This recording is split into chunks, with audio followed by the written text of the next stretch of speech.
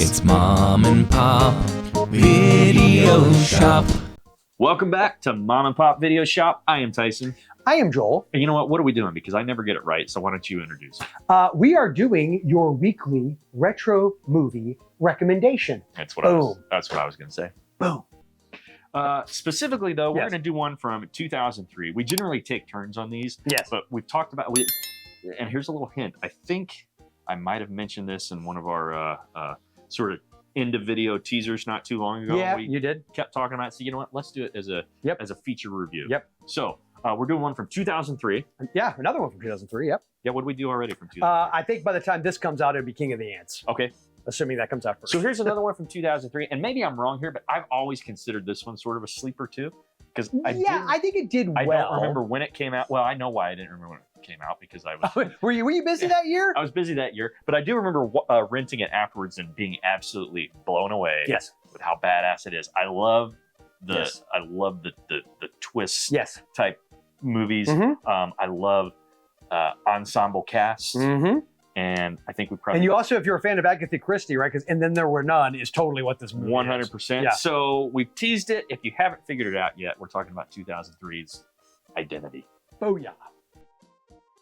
I'll hand that to you, and you can read off. I'm going to read it because Tyson doesn't want to get vertigo. Do you and pass see these out. floors? They're like Can a you see black the and floors white from checker here? effect, and I'm used to it. He's not as much, and apparently it's messing up with his eyes. So I'm going to read this one. Exactly. So off the back of the box, we've got, what if every choice we ever make was already made for us? What if there really were no coincidences in life and our destinies were already predetermined?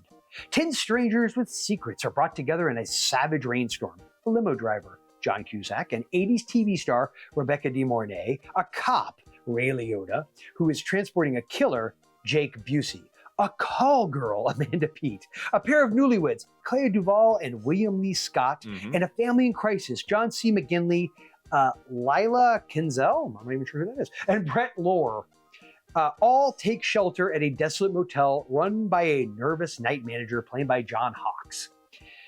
Relief in finding shelter is quickly replaced with fear as the 10 travelers begin to die one by one. They soon realize that if they are to survive, they'll have to uncover the secret that has brought them all together.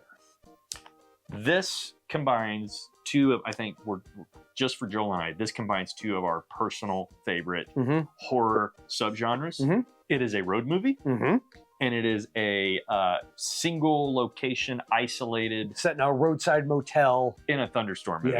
Yeah, totally, fantastic. Totally.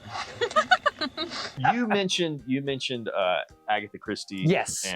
And then there were none. So we will not say the original title. Exactly. But because we're so politically correct. Oh, totally. Pussies. I feel like depending on whose hands you put that project in, that kind of dictates how horrific it could be. And this is a perfect example. Back in the day, I don't think they would have considered And Then There Were None a horror movie. No. But it proved positive right here, folks. It's intense. It's a suspense. You know what it is? I love that idea of like, and it's so pretentious to say it this way. I don't care. Suspense picture. Like how they used to say that, like Hitchcock's movies, other than Psycho and The Birds, pretty much. I'm trying to think if there's any other ones that you would call horror. But like most of Hitchcock stuff is suspense. Like it's a suspense is his own genre. The problem with thriller is you get so much overlap. You know? To me, this almost rings a little bit like The Thing. As well, because that isolation. Nobody trusts each other. Hateful Eight, which obviously was intentionally. And it's like, look, as long as we keep all our asses in the same room, we can all watch each other. Everything will be fine. You know what I mean? It's one of those kinds of movies. If you haven't seen it, yes. And I would say, if you haven't seen it, you definitely owe it to yourself. Don't look anything up about it. Yeah. But I will say, and I don't think it's a spoiler. If it is, let me know, and I'll cut this out. Okay. But we covered April Fool's Day not so long ago on April Fool's Day. And that movie we talked about, there's some twists and turns in it that at the time ticked people off. Like that's one of those movies that I think people kind of either love it or hate it. And a lot of it is surrounding what it ends up happening in it.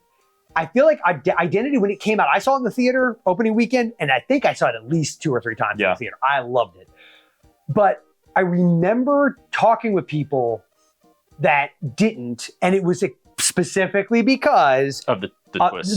There's a twist and some twists. I don't want to give anything away that happened, and it's like I always feel like you're either the kind of person that appreciates that or you do not. Well, and my first reaction is to say that those people were wrong.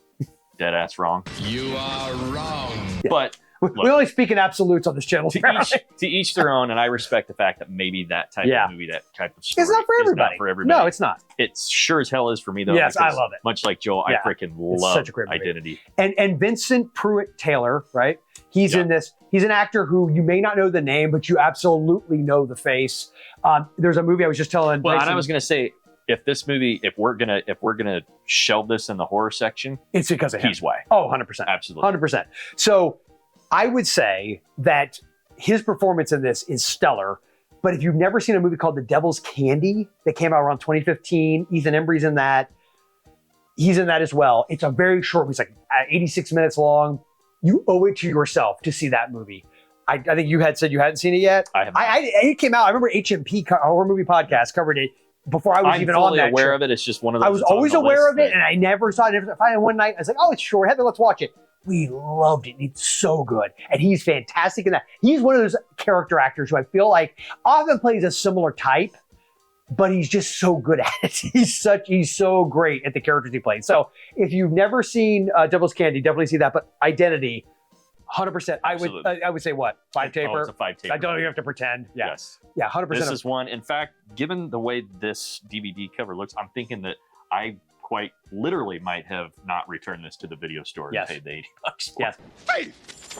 Stop thief! So definitely Identity. If you have seen it, let us know what you think about it in the comments. Minus, we know what we're talking Big about. Spoilers. Don't give away anything major. No spoilers. But Identity, absolutely 5-taper. Check it out if you haven't already. And then, yeah. So, got any No. I think final words on that? I think you hit it all. Okay. Who's closing this out? I guess I will. Okay. I'll say at Mom I got one. at Mom and Pops, our love of. Not everybody will agree, but I'm going to say 1408. Starring John Cusack Nice. Never stops. and Samuel L. Jackson.